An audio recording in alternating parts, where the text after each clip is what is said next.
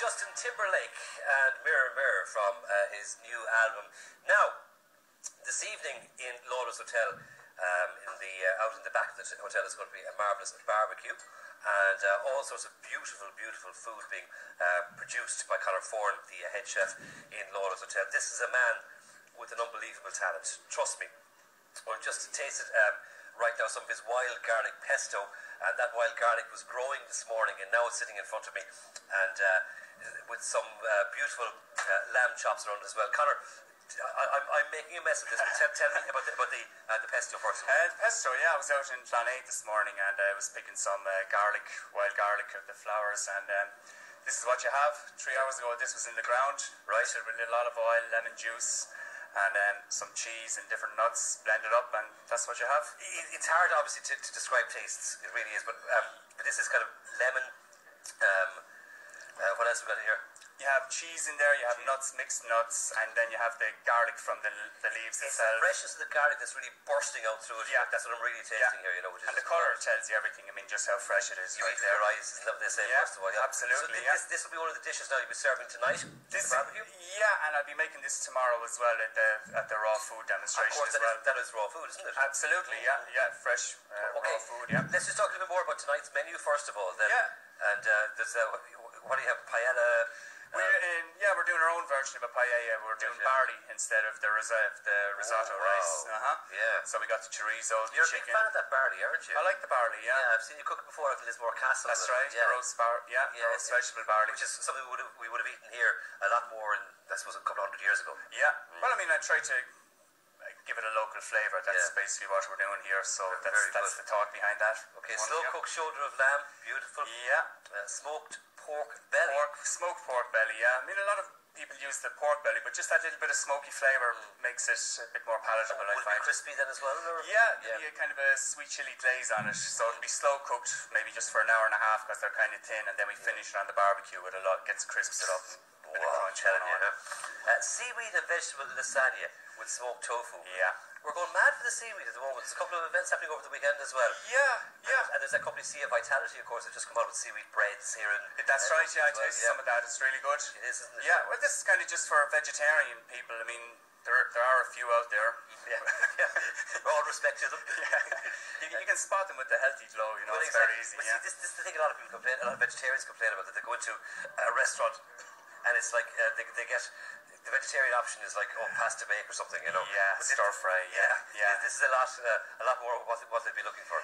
Yeah, it's I'm trying to cater to vegetarians and make it a bit interesting for them. But at the end of the day, I mean, when you're selling one or two a day or a week, it's kind of you know, you need to keep something that won't go off too quickly in the fridge, you know.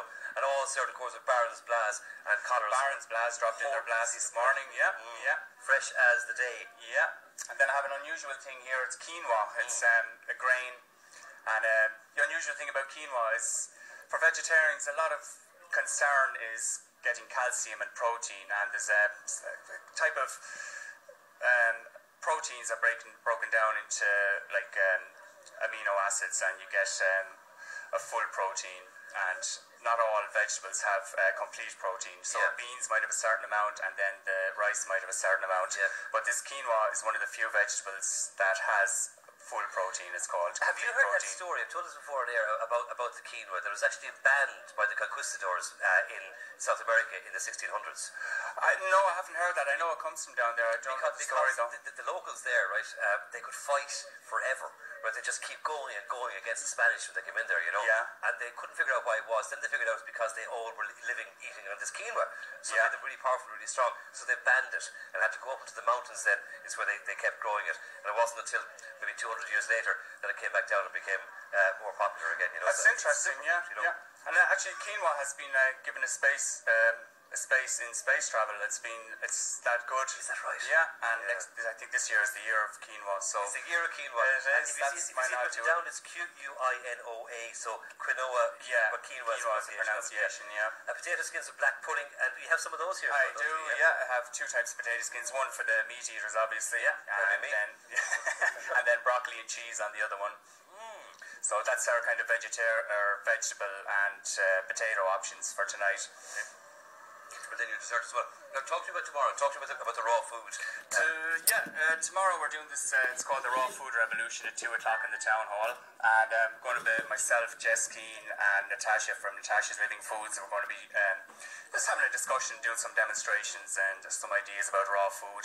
What I'll be doing is I'm going to make a raw hummus, which is basically, instead of cooking the chickpeas, you sprout them, which means you basically germinate them. You soak them for about 12 hours and then let them sprout, basically. Right. So instead of cooking the beans, you're sprouting them, and then you puree them up with the usual other ingredients, a bit of lemon juice, garlic and tahini and stuff. This is all to do with the enzymes that are destroyed in cooking that will not be obviously be encouraged when you germinate them. I mean, there's a couple of discussions going on out there. I mean, people say like there's so many millions of species on the planet, we're the only ones that actually cook food, and you know, so I mean, there's thought behind it. I mean, at the end of the day, I mean, if you are boiling stuff, steaming stuff, cooking stuff, something has to be going out of it. That's the way I see it. Unless you're drinking the water that you boil it in or whatever, you're not going to get that goodness, I suppose. You know? I mean, you know, it's like everything, a little bit of everything instead of going the whole way. So this is just suggestions for people, and that's kind of what it is. Just to know the story,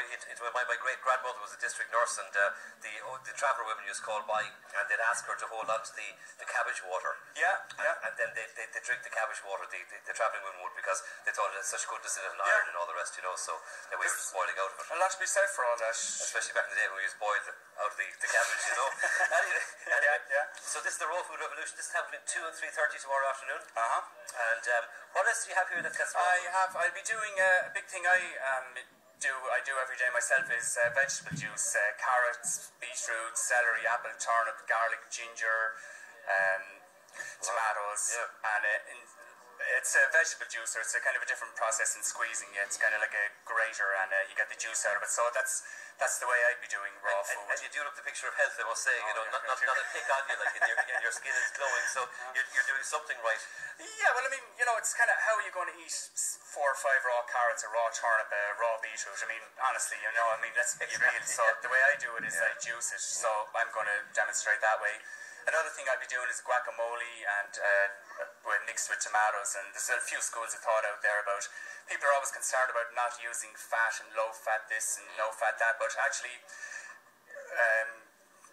when you have fat, the nutrients in certain products use the fat to absorb through your system. So it's an essential part of your diet. And there's certain products that go well together, and tomato and avocado, when you combine them, their benefits kind of multiply. So I'm just kind of so the whole is greater than the sum of the parts. Exactly. Yes. So I mean, let's for instance, if a guacamole was worth 2 points, a tomato's worth 2 points. When you put them together, it turns into 10. Wow. You know, in a very basic description. Well, but what is it? Is that they give you more energy, or no? There's a thing called phytochemicals. It's I mean, I'm not an expert on it, but roughly when you get more than I do anyway. I know a little, but I wouldn't be an expert. But basically, when you get into that territory of chemicals and enzymes and stuff, when you start mixing certain stuff together, it complements each other and boosts it. So very good. Very good. Well, look, you'll be talking loads more about it tomorrow at the Raw Food Exhibition. 2 to 3:30. That's right. In the town hall. In the town hall, Town hall theatre. Okay, and that's going to be a great loads of samples and tastings, and that's what's all important, because you know, it's one thing of talking about this food, but I think there's an awful lot of kind of, not suspicion, but kind of people aren't sure about it. So the proof of the pudding is in the eating. Absolutely, taste it. You know, I mean, it just doesn't have to change your whole life, but I mean, once or twice a week. I mean, little things like these broccoli sprouts are available in supermarkets. I mean, seaweed, marinating stuff. Instead of cooking it just once a week, just marinate it or pickle it or something like that. You know, it's just and do yourself a favour. Especially with the summer coming up. You need to look good. Good man, Conor. Thanks very much, and you too. Thanks very much for this, Conor Foran there. So he'll be at the barbecue tonight in Lawlors Hotel, and at the Raw Food Exhibition tomorrow 2 to 3:30 in the Town Hall Theatre, all part of the Westwater Festival of Food, which is truly up and running in the beautiful sunshine of Dungarvan this Friday evening. Okay, coming up in a few moments' time, a chance for you to win a few